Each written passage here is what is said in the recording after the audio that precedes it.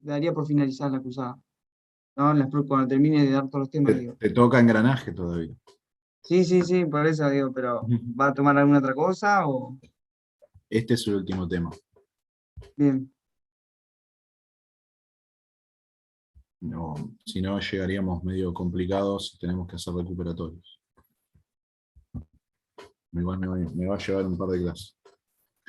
Bueno, les pido por favor que me digan si el volumen está bien, porque por ahí tengo que tocar algo acá en el Zoom para que puedan escuchar mejor.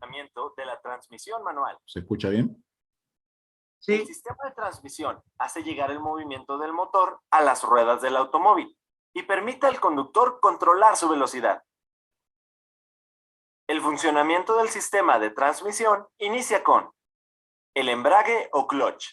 Está acoplado por un extremo al volante de inercia y por el otro está unido al eje principal, que transmite la potencia del motor a la contraflecha haciéndola girar. Cuando el conductor presiona el pedal, el embrague interrumpe el movimiento, permitiendo que la palanca de velocidad haga los cambios entre engranes sin dañarlos. Caja de cambios o de velocidades. La palanca mueve a los sincronizadores. Estos se acoplan a los engranes de velocidad, uniéndolos al eje de salida para transferir el movimiento de la contraflecha. Cada pareja de engranes corresponde a una velocidad diferente. Engrane único. La palanca lo acopla en medio de la contraflecha y el eje de salida, invirtiendo el giro para que el vehículo se mueva en reversa. Mientras el embrague esté acoplado, todos los engranes, con excepción del único, estarán girando continuamente con su compañero. Árbol de transmisión. Es un tubo largo que está conectado al eje de salida y transfiere el movimiento a las ruedas traseras a través del diferencial. Diferencial. Es un conjunto de engranes que permite a las ruedas girar a diferente velocidad. Por ejemplo, cuando el automóvil da vuelta, la llanta interior gira menos veces que el exterior. Aconseja a tu cliente usar correctamente el embrague, ya que alargará la vida útil de la caja de cambios.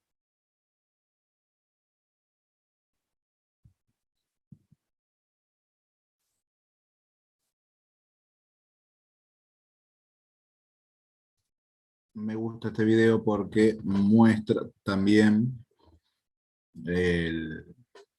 al diferencial. El diferencial es un conjunto de engranajes cónicos y tipo planetarios que permiten regular en los automóviles que tienen tracción trasera el giro de las ruedas traseras, porque el problema que tenían es que si vos pones las dos ruedas solidarias entre sí, el auto al querer girar haría que ambas ruedas giren a la misma velocidad y la misma cantidad de vueltas. Pero en realidad cuando vos estás tomando una curva, la rueda interior gira menos vueltas que la rueda exterior. Y eso es un problema si uno quisiera tener una circulación suave. Así que si no, yo tengo que asumir que no todos conocen lo que es un diferencial o por qué la necesidad. En el caso de la mayoría de los autos modernos, que son tracción delantera, el diferencial no está, porque vos tenés directamente una conexión de la caja de cambio a través de los semiejes hacia las ruedas delanteras. Y esos semiejes tienen la conexión con la caja a través de la llamada homocinética. Tenés homocinética lado caja y homocinética lado rueda, que viene con un fuelle que mantiene la grasa que la lubrica encerrada. Si ese fuelle se rompe, empezás a tener pérdidas de la grasa, pérdida de lubricación, se te puede romper una homocinética, y cuando vos doblás, por ejemplo, y llegás hasta, digamos, el tope de tu dirección, y movés el auto, vas a escuchar tac, tac, tac, tac, tac, porque ya sabes, ese es el clásico sonido de que se te rompió una homocinética y vas a tener que cambiar. Seguramente a varios le ha pasado, aquellos que tienen auto. o por suerte tal vez no les pasó hasta el momento. Bien. Vamos a ver las partes de un engranaje porque son varias y que son importantes para después hacer algunos cálculos. Si se fijan a la derecha tienen un gráfico de un engranaje clásico donde la parte central por la cual va a pasar el eje y va a estar la chaveta para poder fijarlo al eje, es decir, hacerlo solidario para el movimiento de giro, está el cubo, y el resto, donde están los dientes, se le dice corona del engranaje o corona de la rueda dentada, y estos dientes pueden tener diferente forma dependiendo del tipo de función que tenga el engranaje, de la potencia que quiera transmitirse, y también pueden tener diferente ángulo, que es lo que ya vamos a ver. Vamos a comenzar viendo los engranajes rectos, pero también hay engranajes helicoidales, que son los que tienen un ángulo en los dientes. Las de atrás, ¿no? Las tengo que agarrar. Estas. En el caso del diente, es el que efectúa el esfuerzo de empuje y transmite la potencia. Tiene un perfil que debe tener en cuenta en su diseño y fabricación. ¿Por qué? Como pueden ver acá en la imagen, ustedes tienen diferentes diámetros medidos desde el centro de la rueda dentada, donde en el fondo del valle van a tener la circunferencia raíz o de base, la punta externa va a ser la circunferencia de cabeza del diámetro exterior de ese engranaje, pero la importante es la circunferencia primitiva. ¿Por qué? Porque el punto de contacto entre los dientes de los engranajes que se pongan en funcionamiento entre sí en un sistema, se va a dar en esa circunferencia primitiva.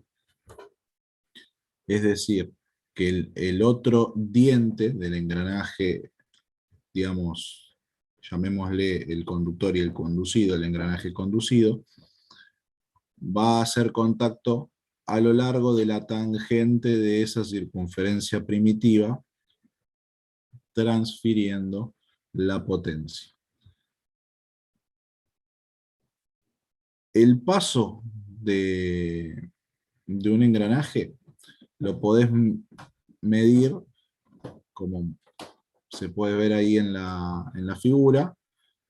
Podés tomar diferentes referencias, pero podés medirlo sobre la circunferencia primitiva, vamos, entre diente y diente, o podés medirlo también arriba, entre diente y diente, con lo que es la circunferencia de cabeza, o cresta también. Tenés cresta, cara, flanco, valle, fondo, o, digamos, hay diferentes maneras de poder verlo. El contacto del otro diente del engranaje conducido se va a dar entre la cara y el flanco, que más o menos a esa altura va a estar la circunferencia primitiva.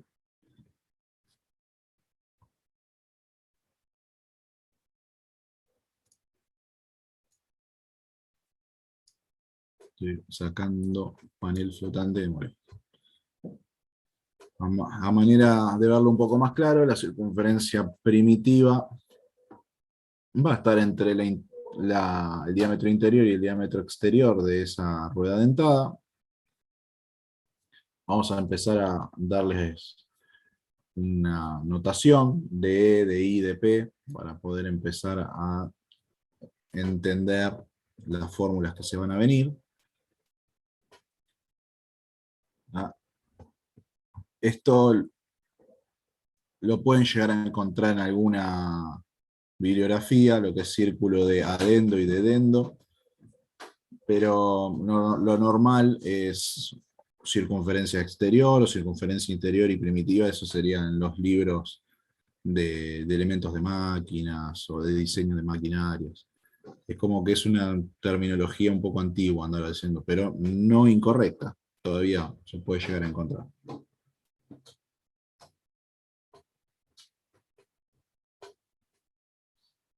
El espesor del diente Fíjense, se refiere al grosor que tiene el área de contacto del diente, es decir, el grosor en la distancia de la circunferencia primitiva. A la altura de la circunferencia primitiva, uno puede medir el ancho o grosor del diente, que es usualmente la parte más gruesa, porque es la que va a tener la mayor resistencia estructural, o la que va a tener que soportar el esfuerzo transmitido de manera tangencial en esa circunferencia primitiva entre los dos engranajes en contacto. Anchura de hueco, H. El paso circular, que es la distancia entre dos puntos homólogos de dos dientes consecutivos, medida sobre la circunferencia primitiva. Para que dos ruedas engranen, ambas deben tener el mismo paso circular. Entonces yo no puedo, más allá de que uno puede llegar a encontrarse dos engranajes que a simple vista engranan, porque uno dice, mirá, el diente es medio parecido. Si uno pusiese en funcionamiento o en servicio ese conjunto, en poco tiempo, si no tienen el mismo paso circular, uno de los dos va a sufrir o un desgaste prematuro o una rotura en uno de los dientes al momento de transmitir potencia. Es algo muy importante y hay que asegurarse que ambos engranajes que estén en contacto tengan el mismo paso circular para que la transmisión de la potencia se haga de manera plena y correcta.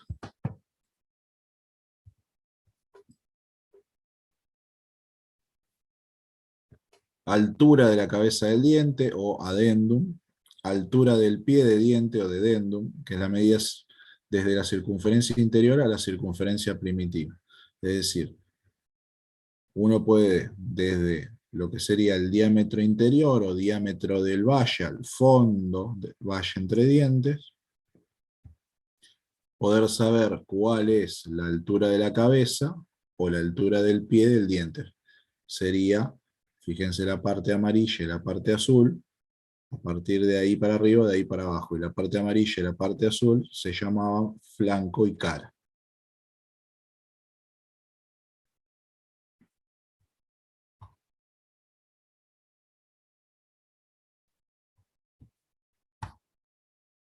Voy agregándole las formulitas. La altura del diente, medida de la circunferencia interior hasta la circunferencia exterior, en otras palabras, corresponde a la resta del diámetro exterior menos el diámetro interior. Es decir, la altura H sería la suma del dedendum más el adendum.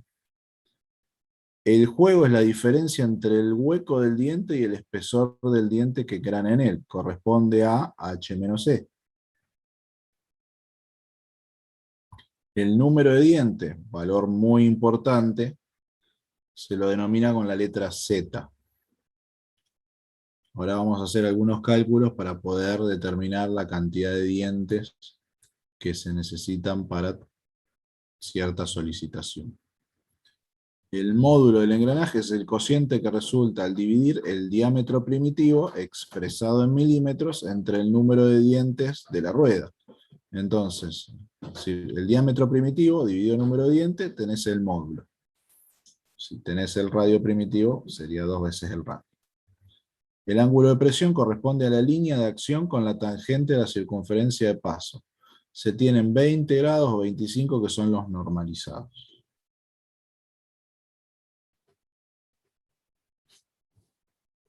De los tipos de engranaje hay varios. De los más conocidos tenés recto, helicoidal, planetario, espina de pescado, cónico. Y cada uno tiene sus características y sus ventajas y desventajas.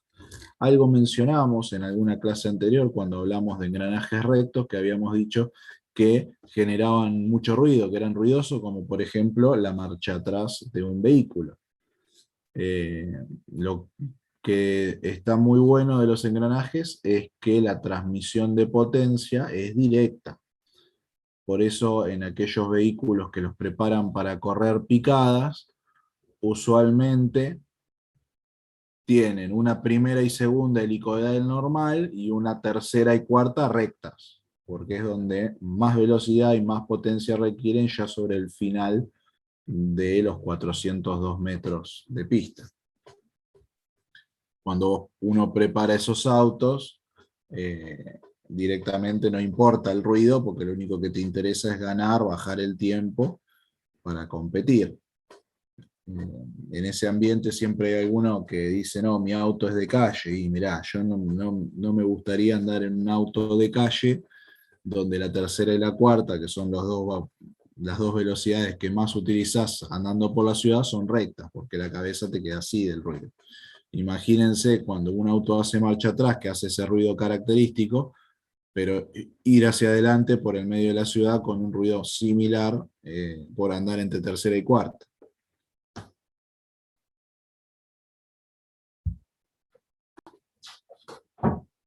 Así que empecemos por el engranaje recto, son los más utilizados y económicos del mercado. Una de sus desventajas es el ruido que generan y no pueden ser utilizados a grandes velocidades.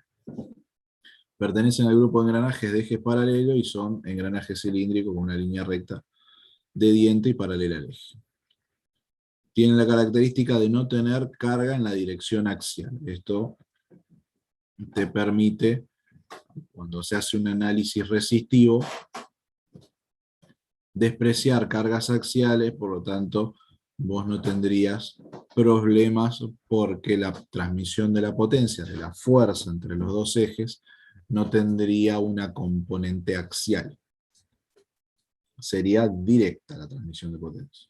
En cambio, los helicoidales, al tener ángulo entre los dientes que están engranando entre sí, va a tener esa resultante de fuerzas de transmisión de la potencia una componente axial que se tendrá que tener en cuenta en los esfuerzos de ese sistema que se esté estudiando. En el caso del engranaje helicoidal, tiene una transmisión de fuerza más uniforme y segura, se utilizan con ejes paralelos, similar a los engranajes rectos, son engranajes cilíndricos con líneas o un ángulo determinado correspondiente a sus dientes, y este tipo de engranaje crea una fuerza de empuje en la dirección axial, lo que requiere el uso de cojinetes de empuje.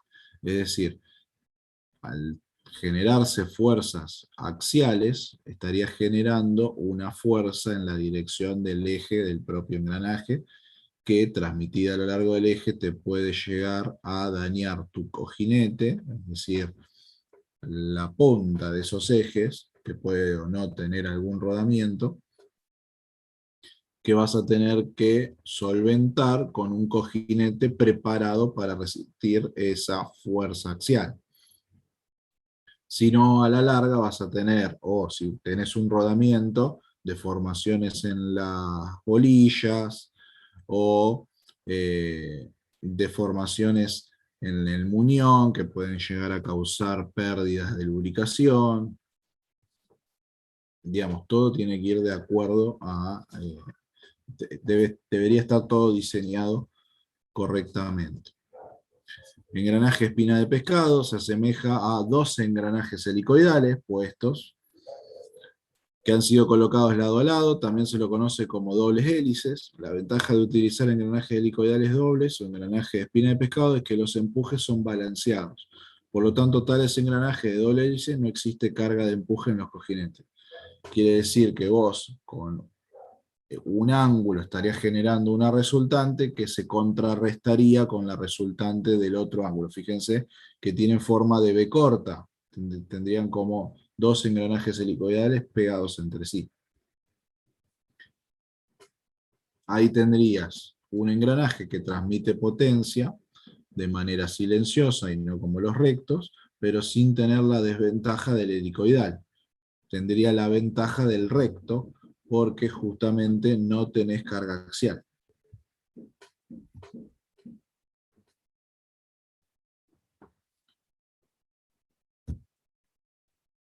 Engranajes cónicos.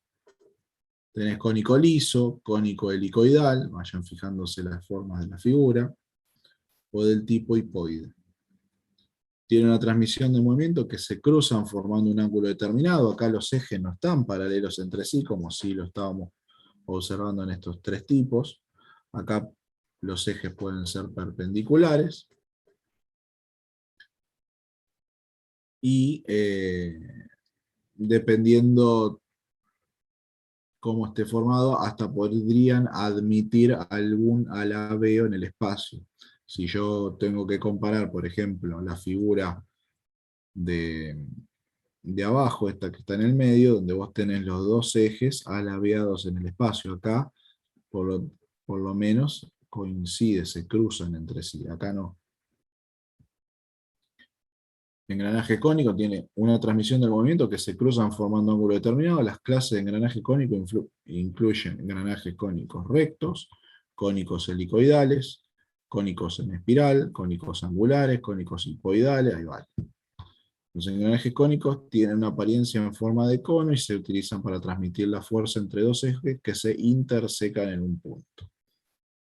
A veces, que los he visto, este tipo de ejes te pueden permitir, a ver si puedo dibujar acá un poquito, te pueden permitir algún momento, se intersecan, pero por ahí lo tenés acá, con un pequeño angulito. Son cosas que por ahí te podés encontrar en la industria. Pero usualmente lo normal es encontrarlo así también por el apoyo de las propias cajas o alojamientos que vienen preparados.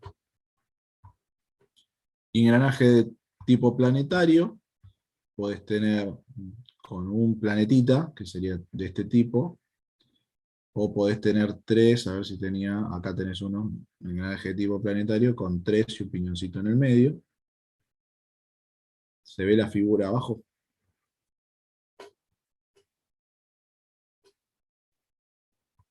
Pregunto por las dudas, capaz que la carga de la página es más lenta. Sí, Sí, profe, sí. se ve. Sí, profe, se ve, se ve. Joya. Y tenés, bueno, tornillo sin fin, o piñón y cremallera, que es lo que mencionaba hoy, que este sería el ejemplo del portón automático de las casas. O de lo que sea, porque en la empresa hay varios de estos portones.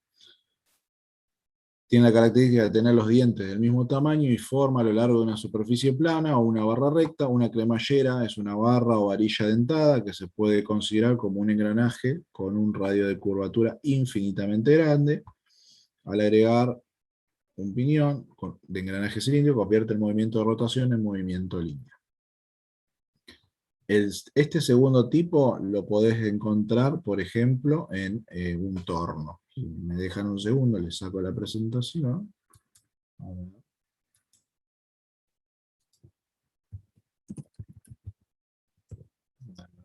A ver una imagen.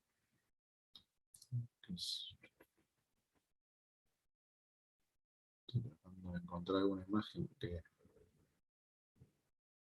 se vea bien.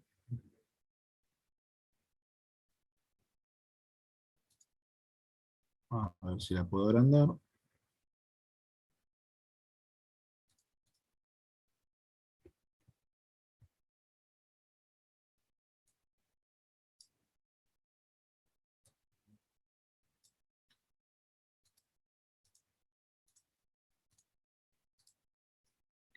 Adentro de lo que es el carro transversal hay una serie de engranajes, pero el clásico tornillo, o barra, acá le llaman barra de cilindrada, barra de roscado. En los tornos paralelos esto está muy a la vista porque justo está enfrente del operario. Acá adentro hay unos engranajes y sería como el sistema que está en la figura del medio, que ahora vuelvo a la presentación. Epa.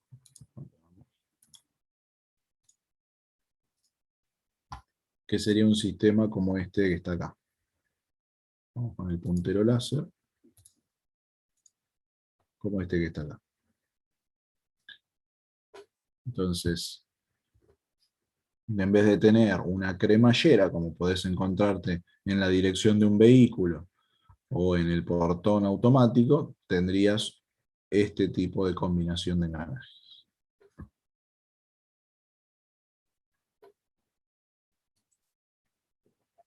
Y un tren de engranajes es justamente la combinación de varios tipos de ruedas dentadas de diferente diámetro, pero recuerden, mismo paso circular entre los dientes que las componen. Si no, no engranarían y no se podría transmitir de manera correcta la potencia. Fíjense que el primer engranaje, que es la rueda conductora, gira en un sentido. cuando engrana con la rueda conducida 1, que es la naranja, hace que la rueda naranja gire en otro sentido. Como la rueda marrón está solidaria con esta chavetita roja a la rueda naranja, también va a girar en el sentido antihorario. Pero la rueda marrón engrana con la verde, causando que la verde gire hacia la derecha. La verde también tiene un pequeño piñón marrón, con la chaveta acá, solidario a ella, y al enganchar la rueda marrón con la azul, causa que la rueda conducida 3 gire en sentido antihorario. Entonces el extremo de tu tren de engranaje ha cambiado el sentido de giro si lo comparo con el iniciador del movimiento, que era la rueda número 1. Ahora, la rueda número 1 tiene una velocidad de rotación N1. Y la rueda conducida 3, al final, tiene una velocidad de rotación N4. Por lo tanto, vos vas a tener diferentes engranajes con diferente cantidad de dientes cada uno de ellos, causando que por su diferencia de diámetro giren a velocidades de rotación o angulares diferentes. Por eso se las llama cajas reductoras o cajas multiplicadoras, dependiendo hacia dónde uno vaya y el objetivo de esa caja, porque combinando diferentes diámetros, diferentes cantidades de dientes y diferentes velocidades, se pueden lograr otras del otro lado. Entonces vas a tener, usualmente en las cajas reductoras o multiplicadoras, un eje de entrada y un eje de salida. En el caso de un vehículo, vos vas a ir cambiando entre diferentes engranajes para lograr que en tu eje de salida tengas una velocidad de giro diferente de acuerdo a tu necesidad. Lo mismo sucede con la caja de velocidades de un torno. Uno puede hacer girar el plato a más velocidad o a menos velocidad de acuerdo a lo que esté mecanizando, y eso lo va haciendo mediante palancas que el torno tiene para poder ir acoplando uno u otro engranaje. Si uno estuviese mecanizando algún acero que, por ejemplo, en su composición tenga plomo, el plomo usualmente mejora mucho la maquinabilidad, por ahí podés trabajar a velocidades altas.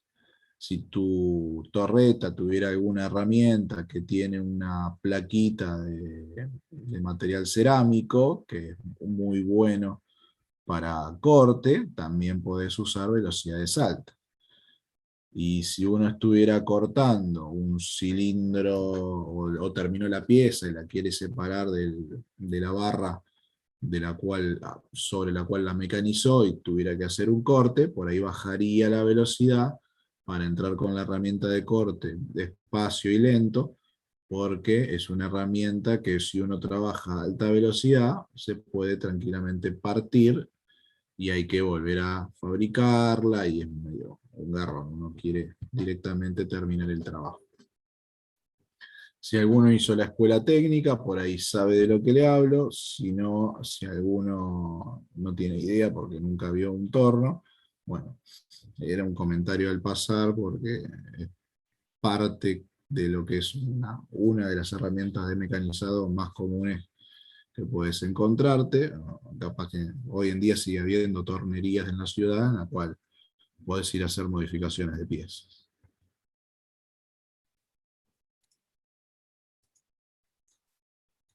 Estoy sacando estos paneles. Se le dice tren de engranaje, un sistema formado por varios engranajes conectados entre sí. Al tener una configuración de tren de engranaje se consiguen características de mecanismo de transmisión que no podrían conseguirse con un solo engranaje. Podemos encontrar dos tipos, tren de engranaje fijos o tren de engranajes planetarios, que era lo que les mostraba hace un ratito.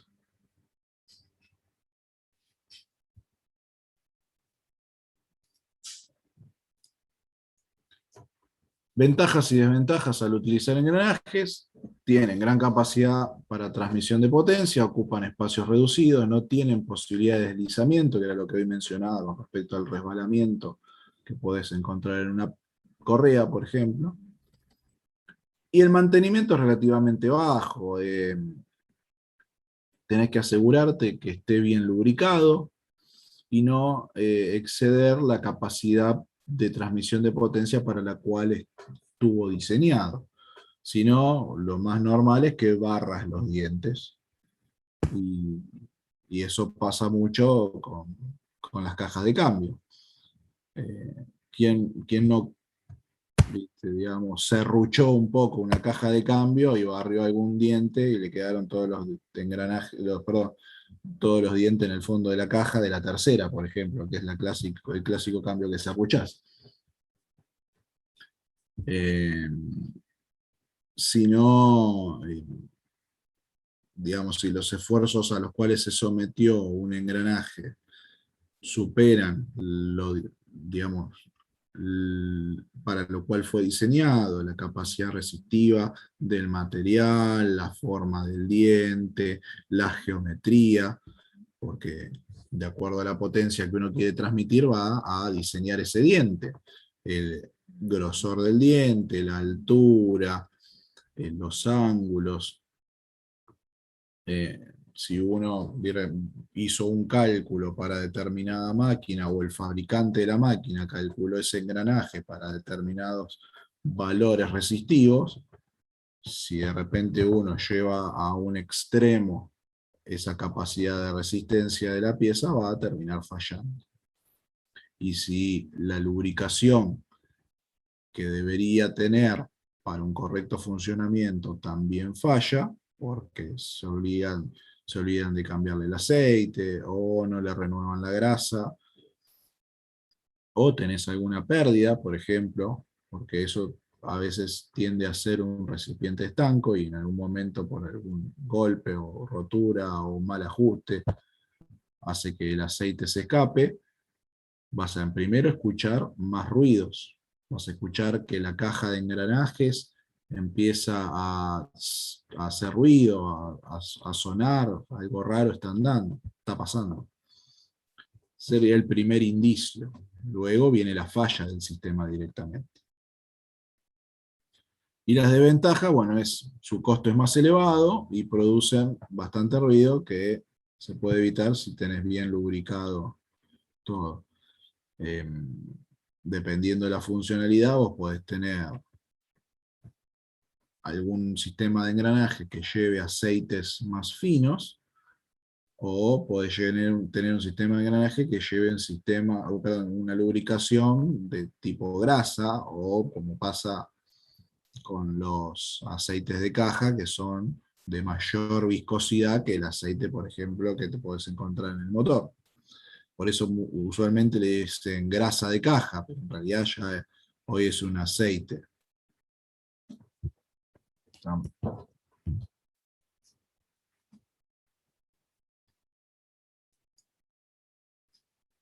Y ahora empezamos con algunas fórmulas. Yo después les voy a subir un resumen de todo esto. Más un apunte de engranajes, que es un poco viejo, que era mío y que lo presté, le hicieron algunas anotaciones, pero bueno, no me puse a borrarlas. Lo primero que vamos a estudiar es la relación de transmisión. La relación de transmisión vos la podés estudiar haciendo el cociente entre los números de dientes, o el cociente entre las velocidades angulares. Ahí tienen la fórmula, omega S sería la velocidad de salida, omega E es la velocidad de entrada, o bien, en alguna bibliografía, en vez de velocidad de entrada, podés tenerlo como velocidad angular del engranaje conductor, y la velocidad de salida sería la velocidad angular del engranaje conducido. Si trabajas un poquito la fórmula, te queda la que está acá abajo, donde simplemente una relación entre número de dientes y velocidad de rotación o velocidad angular de las dos ruedas dentadas contiguas.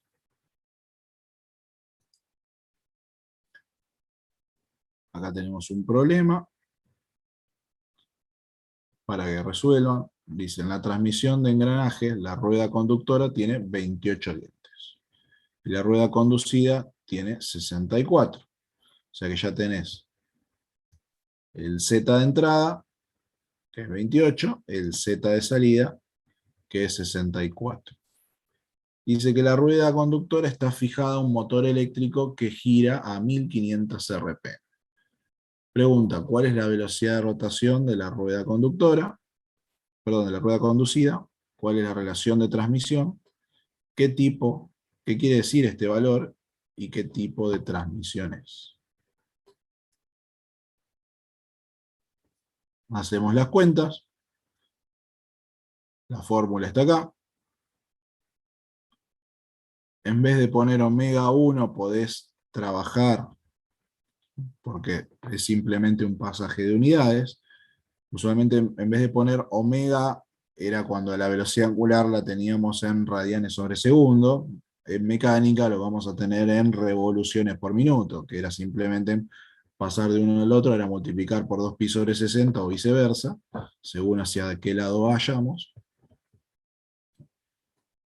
A lo que sería la fórmula, uno podría usar N1 como la velocidad en revoluciones por minutos 1 y N2 para la velocidad en revoluciones por minutos 2.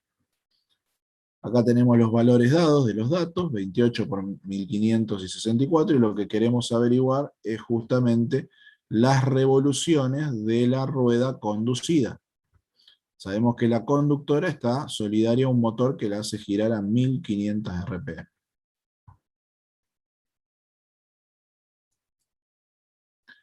Hagan la cuenta ustedes, lo tienen en el apunte. Esto ya está subido al CBG. ¿Cuánto da? ¿Alguna calculadora rápida por ahí? 656,25. Y yo no lo hice, así que 1500 por 28, ya te digo. Bueno, Sí, correcto, 656,25.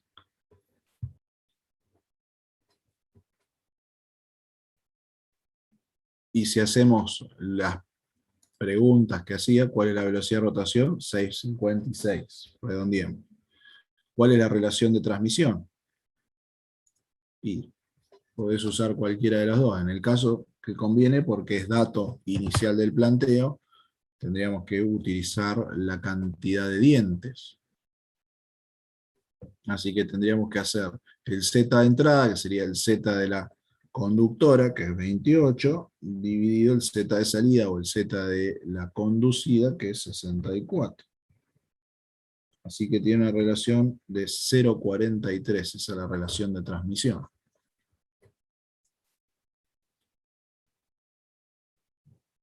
¿Y qué quiere decir este valor y qué tipo de transmisión es?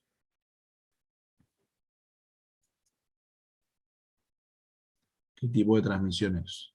¿O qué quiere decir ese valor?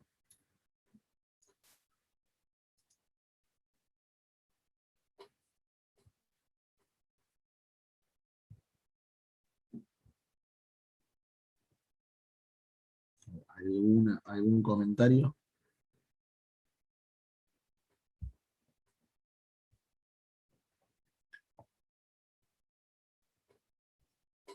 Es un cociente, chicos, no es muy raro. Te dice 0,43. Vamos a asumir que es 0,50 para hacer las cuentas más rápidas. Una relación de transmisión de 0,50, teniendo en cuenta la cantidad de dientes y las velocidades.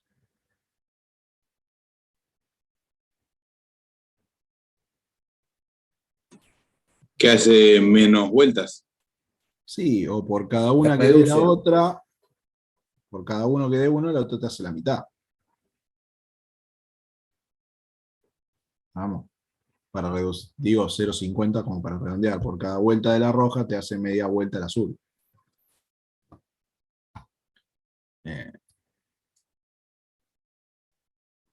Acá en el chat alguien escribió, sí, así es. Yo voy viendo el chat a destiempo, les pido disculpas.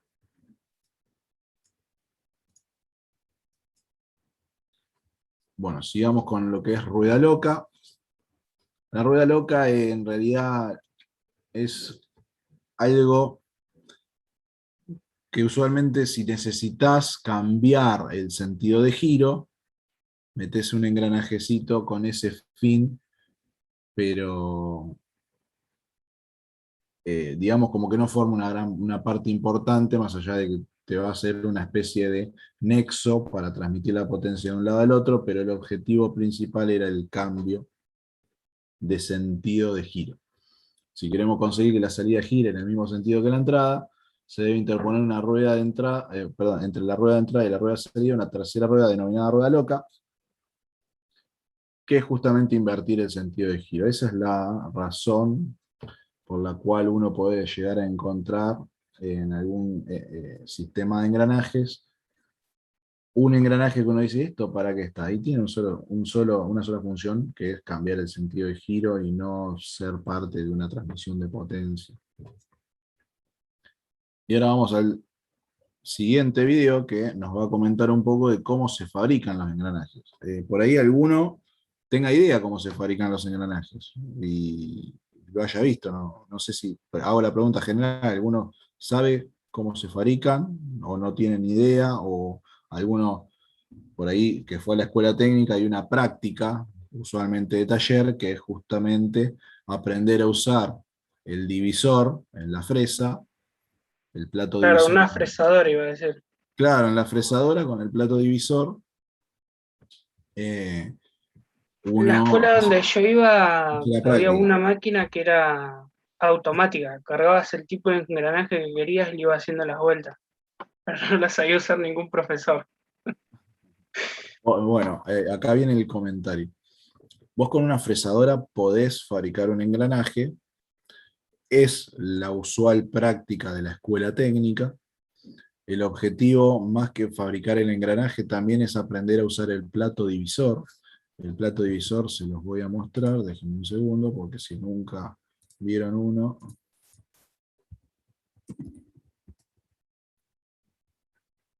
Esperen que vamos a poner fotos.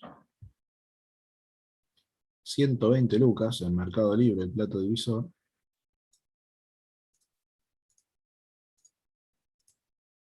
¿Lo ven?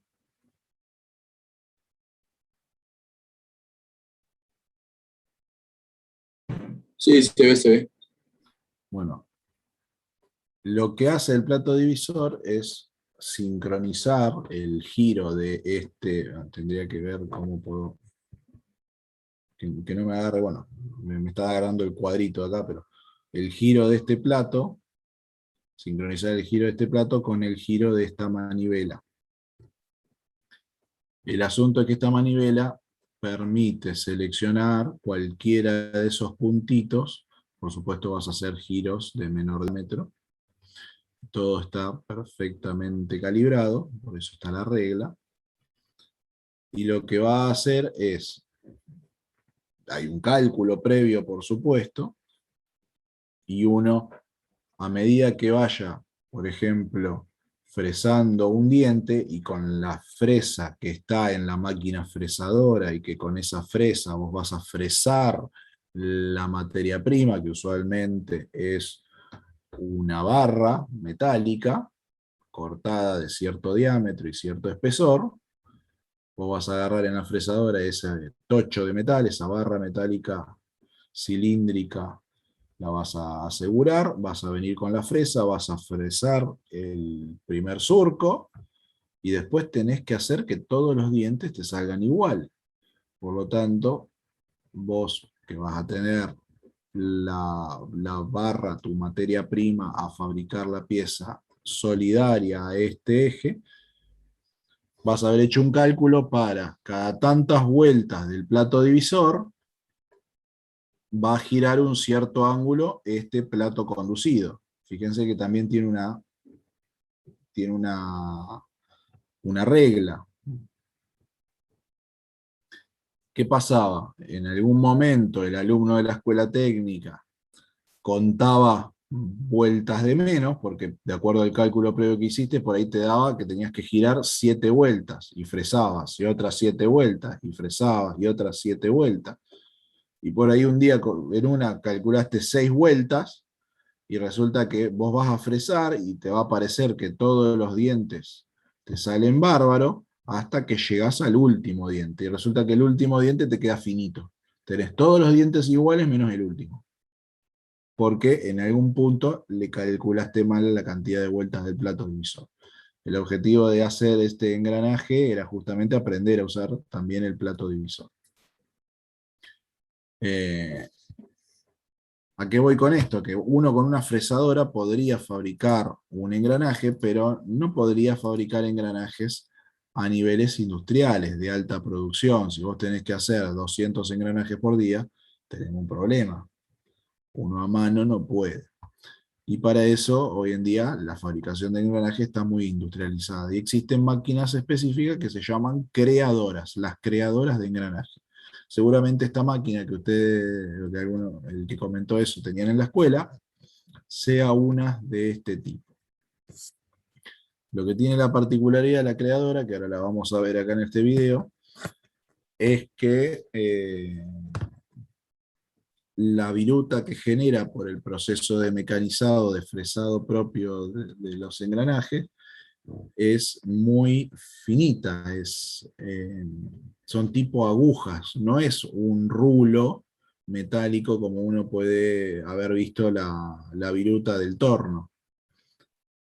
Así que son pequeñas agujitas metálicas, chiquititas, con mucho filo, que para juntarlas son re peligrosas, porque por más que te pongas guante de cuero de descarne, te pasan de lado a lado, y te lo digo con experiencia, porque me he tenido que sacar algunas.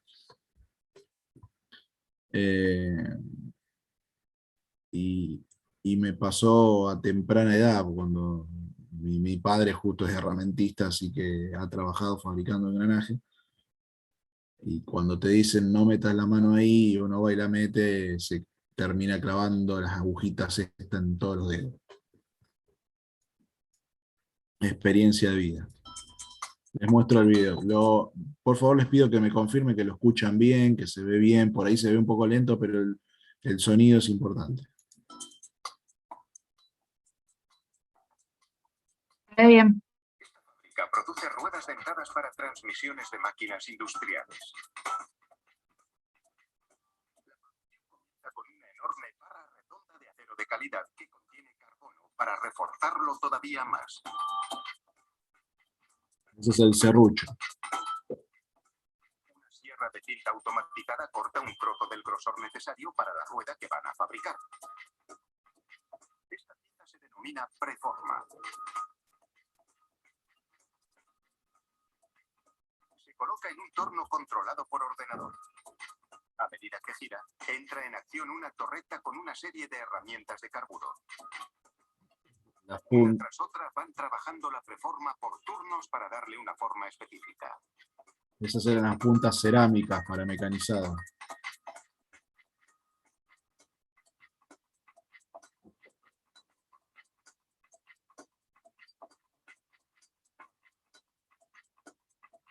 Una ducha de refrigerante evita el recalentamiento cuando hace su aparición el taladro.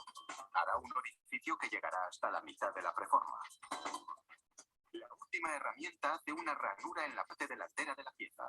Esto reduce su peso. Ahí se ve bien el cubo. Ahora pasa a una fresa controlada por ordenador que hace unos orificios por los que entrará el lubricante cuando la rueda gire. Estos orificios también reducen el peso de la pieza. Cuando la preforma sale de la fresa, se troquela el nombre de la empresa y el número.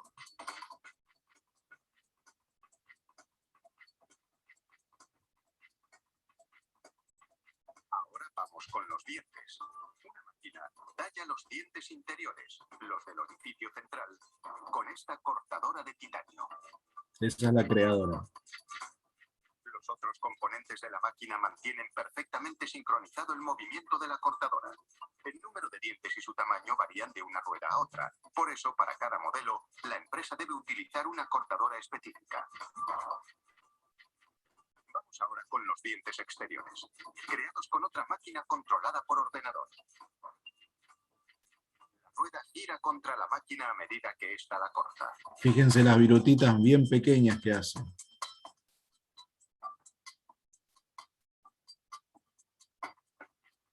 Si la máquina esculpiese todo el diente de una vez, su cuchilla se mellaría. Por eso la rueda gira una y otra vez, y la cortadora va pasando los dientes un poco más en cada pasada, hasta que tienen la profundidad adecuada.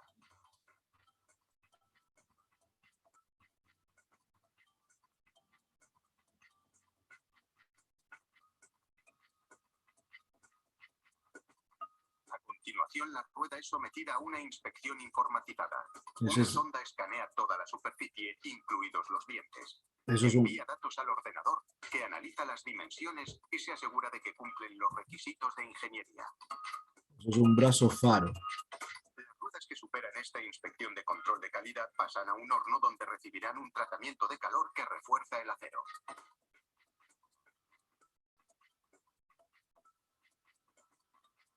Cuando el horno alcanza una determinada temperatura, se inyecta dentro el carbono. Las ruedas lo absorben y el acero se refuerza aún más. Un baño posterior en aceite endurece el metal. El tratamiento de calor, sin embargo, deforma el acero. Por eso, cada rueda pasa después por una lijadora controlada por ordenador, que les devuelve las medidas específicas para que funcionen perfectamente.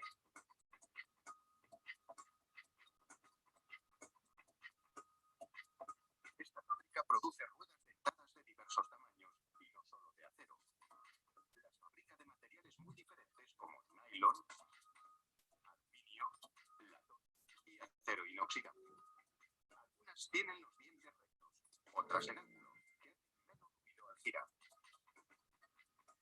ruedas dentadas son un componente esencial de todo, desde relojes hasta maquinaria pesada para minería, y hacen que las máquinas giren sin fin.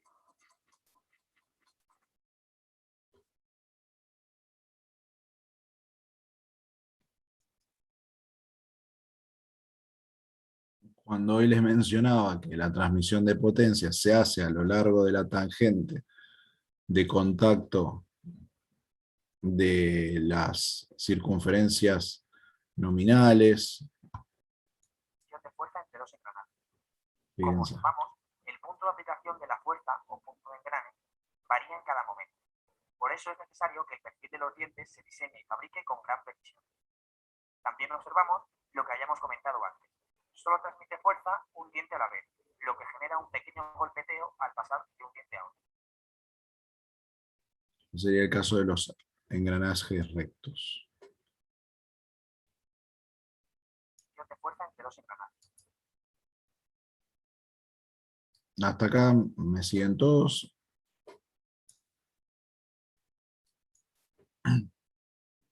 Me quedé sin agua. Sí, profe. Bien. Ahora vamos a ver un poco de los cálculos de engranajes rectos. Fíjense, tenemos engranajes rectos, los dos de 15 dientes, igual número de dientes e igual tamaño de engranajes. Hasta ahí, nada raro. ¿Qué pasa? Mantenemos el número de dientes, pero agrandamos uno de los ejes. Fíjense lo que estaría pasando con los dientes. Si yo mantengo el número de dientes, acá ya deja de engranar. Pero, ahora, sigo manteniendo el de 15 dientes, y al otro que agrandé de diámetro, le agrego dientes. Si agrandamos el tamaño de uno de los engranajes, se debe aumentar el número de dientes manteniendo el tamaño de los mismos. Porque si uno hace un agrandamiento proporcional, el engranaje que aumentó de tamaño, también aumentó de tamaño el diente. Entonces tenés el de 15 dientes con dientes más pequeños que el de 15 dientes de diámetro mayor. Aumento diámetro, aumento la cantidad de dientes, pasando a 20, pero mantengo la misma relación de tamaño de dientes y, por supuesto, el mismo paso circular para permitir un correcto engrane. Se puede mantener el tamaño de los engranajes y el de la relación de transmisión, pero variar el número de dientes. Para ello deben hacer los dientes más pequeños. Entonces uno mantiene el tamaño de los engranajes, pero va a tener que aumentar la cantidad de dientes en ambos para mantener la misma relación.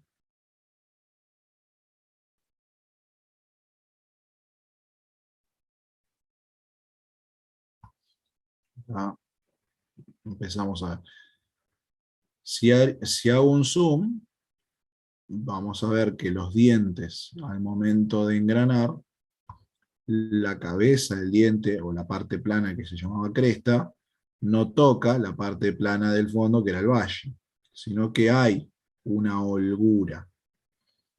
Y como mencionaba recién en el video, como se transmite potencia diente a diente, al momento de contacto hay un pequeño golpeteo, para el cual el engranaje debería estar diseñado, ya que ese pequeño golpeteo a lo largo de la vida de servicio te puede llegar a generar una pequeña deformación, una especie de erosión en cada uno de los dientes, pero para eso se diseña.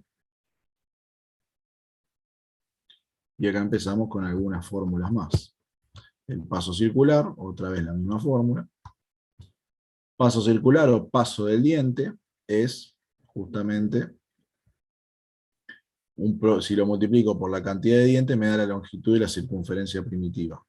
¿Por qué? Porque el paso es la distancia entre diente y diente. Multiplico por la cantidad de dientes y tengo la longitud o el perímetro de esa circunferencia primitiva. Y sabemos que el perímetro es pi por diámetro. Así que el paso por la cantidad de dientes me va a dar el perímetro, pi por diámetro. ¿Qué diámetro? El diámetro primitivo.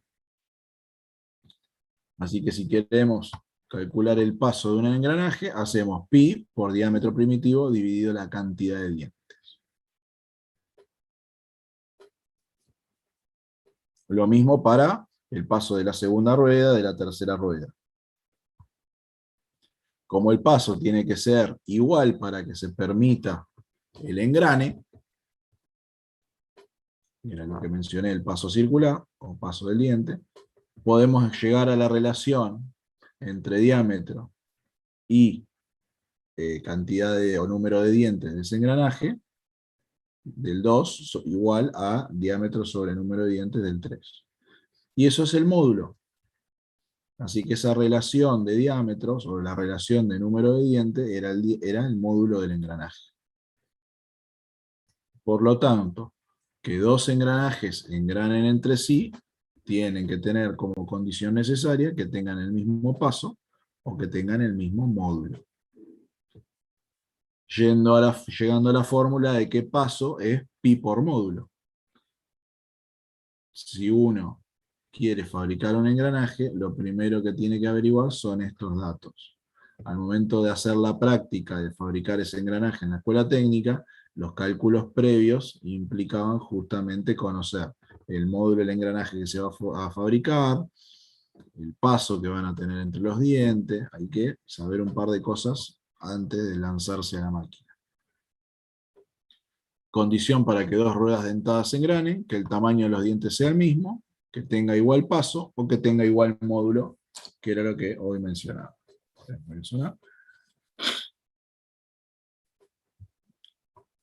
Esto es sumamente importante porque si no directamente la transmisión de potencia entre esos engranajes se va a hacer de una manera no adecuada y a lo largo va a causar la falla del sistema.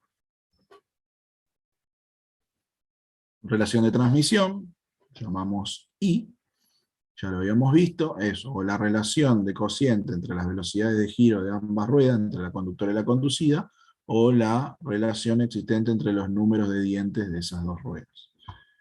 Ahora, esto lo podemos llevar a esta fórmula también, porque lo único que hacemos es tomar los nuevos datos de estas fórmulas anteriores que vimos, y llegamos a que puedo encontrar la relación de transmisión de los dos engranajes, es decir, entre conductor y conducido, haciendo un cociente o de la velocidad de rotación, o de, o de los números de dientes, o de los diámetros que tienen primitivos de estos dos engranajes. Esta relación es igual que en las poleas o en las ruedas de fricción. La distancia entre centros de rotación de los dos engranajes, es decir, de los dos árboles, o eje, como le quieran llamar, en los cuales están encastradas estas ruedas dentadas, la podés saber o a través de la mitad de la suma de los diámetros primitivos, o bien haciendo módulo por el número de dientes de cada uno sumado dividido 2. Acá pongo en amarillo, con esta fórmula se puede averiguar el módulo de un engranaje que se encuentra gastado. Es decir, vos ya estás detectando un problema de transmisión de potencia, vas a analizar tu caja de engranajes, y te encontrás con que ya a través de una inspección visual estás viendo que hay un engranaje que ya está llegando al fin de su vida útil o a su vida de servicio. Está desgastado, hay que reemplazarlo por uno nuevo, o quizás falló, y al fallar te encontraste con los pedacitos y tenés que mandar a comprar uno, o bien, si no se consigue el repuesto, lo tenés que fabricar. Y si lo tenés que fabricar, vas a necesitar encontrar estos datos previos necesarios para el mecanizado del mismo. Y encontrás el módulo, encontrás la cantidad de dientes, etc.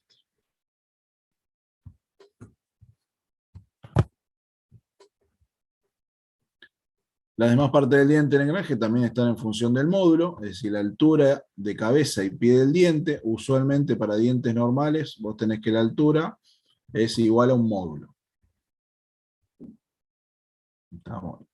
Y la altura del diente vas a tener 1,25 del módulo. Para dientes más cortos, no es lo más usual, pero también te puedes encontrar, tenés esta relación. 0,75 del módulo o un módulo. Y el espesor del diente y ancho del hueco lo vas a tener en esta relación con respecto o al paso o a pi por el módulo, que es lo mismo. Para el caso de dientes normales y para el caso de dientes cortos. Estoy viendo un poquito, a ver si estoy mirando para atrás. Estaba tratando de buscar las referencias. Hasta acá habíamos llegado. Un ejemplo de aplicación sería calcular todas las dimensiones geométricas de un engranaje cilíndrico de dientes rectos de tipo normal, si el piñón tiene 20 dientes, la rueda 40 y el módulo es 10 milímetros.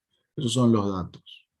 Para poder calcular todas las dimensiones geométricas estamos hablando del paso, de la altura, del espesor de diente. Si tenés las dos opciones, podés encontrar hasta la distancia entre ejes, la relación de transmisión, el módulo. Bueno, el módulo no, porque ya te lo doy como dato. La altura del diente para ambas ruedas, vas a tener, como tienen el mismo módulo, porque si no, no engranan, vas a tener dientes de altura 10 milímetros. Y la altura del pie, de 12,5 milímetros. El tamaño de los engranajes, vas a calcular el diámetro primitivo, que es módulo por el número de dientes. Vos tenés, para cada uno, tenés 20 dientes para uno, 40 dientes para el otro. Por lo tanto, el diámetro primitivo del piñón va a ser 200 milímetros, el diámetro primitivo de la rueda va a ser 400 milímetros. La distancia entre centro, entre ambas ruedas, piñón y rueda, es de 300 milímetros, y la relación de transmisión es 0,5, que la podés calcular o haciendo el cociente con los números de dientes, o haciendo el cociente con los diámetros, que acabas de calcular acá arriba, 200 y 400. Tiene que darte lo mismo, si no algo hiciste mal, te sirve como un método de verificación también. Para calcular los diámetros de circunferencia en el engranaje, vos sabés que el diámetro exterior es el diámetro primitivo más 2 veces la altura. Así que para el piñón va a ser 220 milímetros, para la rueda va a ser 420 milímetros. Y los diámetros de las circunferencias interiores es el diámetro interior, es el primitivo, menos 2 veces la altura del pie. Así que vas a tener 175 de diámetro interior para el piñón y 375 de diámetro interior para la rueda. Por último, calculás el espesor del diente y el ancho del hueco. El espesor del diente te va a dar 14,91 y 16,485. Y el paso del diente, que era pi por el módulo, o bien sumás S más S', y te tiene que dar lo mismo, así que te sirve para verificar. Haces pi por el módulo que tenías dato, 31,4, o sumás los dos datos para el espesor del diente, que también te da 31,4. Y de esa manera verificaste que venís haciendo bien las cosas, y que no vas a errarles en tus cálculos.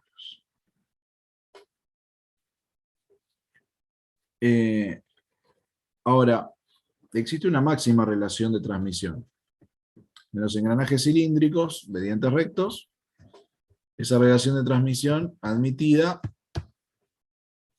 es un tema ya más de carácter empírico.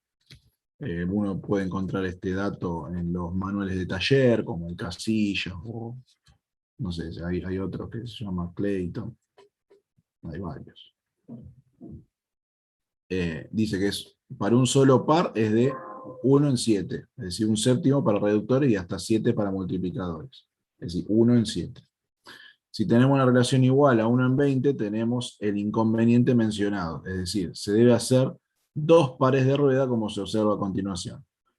Uno podría pasar de una rueda a otra, es decir, de un engranaje conductor a un engranaje conducido, donde la relación de transmisión sea mayor a 7. O 1 en 7, porque dependiendo si esa relación entre los dos engranajes sea para una reductora o para una multiplicadora. Cuando vos te pasás de esa relación, vas a tener que partir en dos, es decir, vas a tener que generar un primer juego de engranajes, donde la relación entre esos dos esté en 1 en 4, y la relación con el tercero, es decir, vos tenés el 1 y el 2, la relación entre esos dos es 1 en 4, pero el 2 con el 3, la relación entre ellos dos es 1 en 5. Y de esa manera vos lograrías tu relación 1 en 20, pero necesitarías involucrar un tercer engranaje en este juego. Bueno, esto es un tema que yo me voy a meter me parece que para la clase que viene, un poquito, porque nos vamos a meter con un poco de los cálculos de resistivos de engranaje. Para eso, les voy a sacar la presentación, un segundo. Ahora les voy a subir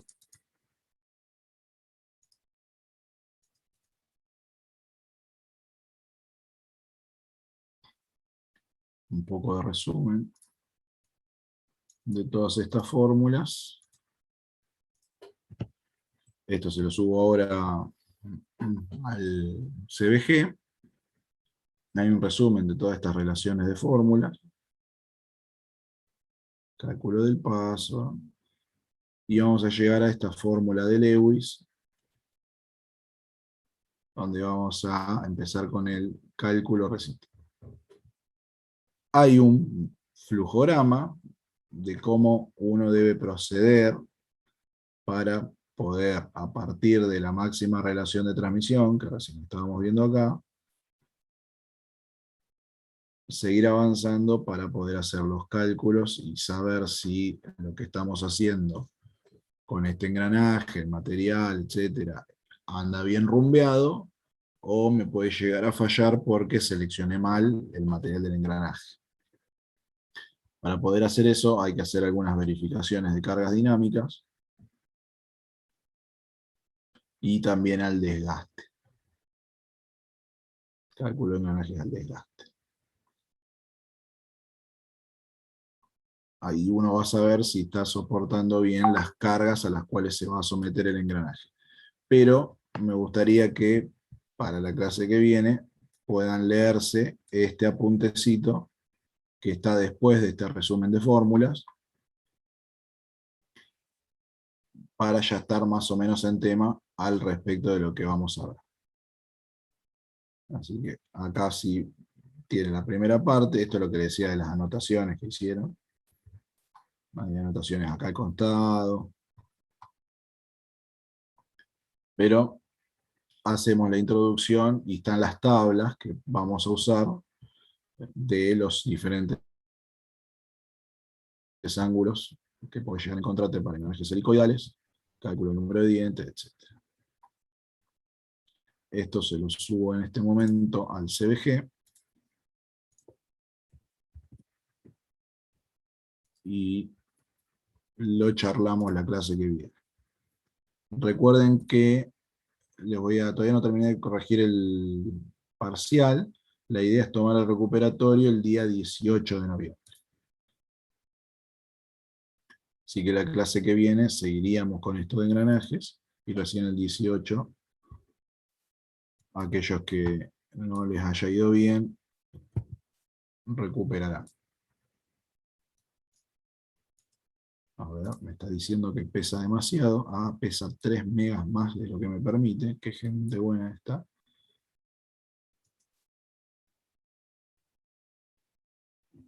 A ver si lo comprimo. Ah, voy a tener que hacer alguna magia más porque me quedan 22,5 megas. Bueno, trato de resolver para que entre y se lo suba al CBG. ¿Alguien me escribió en el chat? Sí, hoy, antes de entrar a clase, Jimena, vos me habías preguntado por correo y justamente es el 18 en recuperatorio. Los despido hasta el jueves que viene, donde, bueno, nos vamos a meter justamente con el cálculo resistivo de los engranajes y espero tener voz, que me está doliendo la garganta de una manera. Saludos. Hasta luego, profe. Chao, profe, gracias. Buenas noches. Gracias. Chao.